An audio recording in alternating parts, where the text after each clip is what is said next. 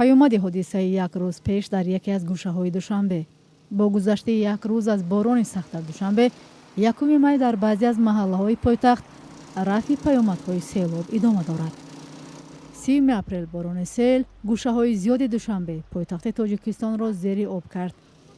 تهخانه بعضی بناها پر از آب شدند. ساکنانش به آب و برق ماندند. دینارا تازه کردستان روسیگا. ایشان منظر گفتن در نگیم به سویتی دای دومون نمیشه و خپا جان به سویتی به او خینده صد نکنی.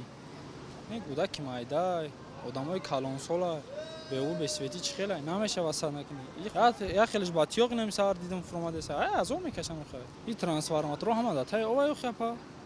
یا اورم اگرم بروران ترانسفورماتور را قاق نم بس ویتا سازن.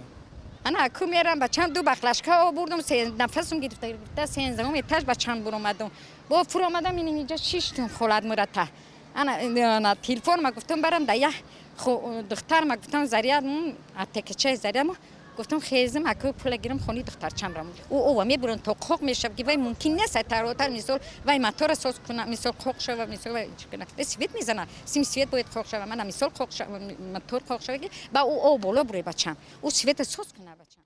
گوشه‌های گوناگون شهر به رودخانه تبدیل و حرکت نقلیات ناممکن شد. چند ماشین آب ششتن که به این راه قطازه شد. خیال میکنیم دایره کفریان اومد هم مرا شش برد. نکی خیلی زحمت کشیدن. کمیته حالتهای فوق‌العاده تاجیکستان میگوید تهخانه‌های چند شفاخانه‌های اساسی دوشنبه زیر آب ماند. بناهای استقامتی هم آسیب دیدند.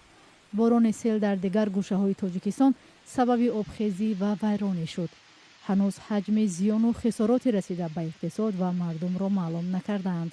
این زمان مرکز هواشناسی هشدار داده است که تا 4 می در منطقه‌های گوناگون تاجیکستان از جمله دوشنبه باران‌های سخت و سیل پیش بینی می شود. از مردم هم خواستند که در این روزها احتیاط کار باشند.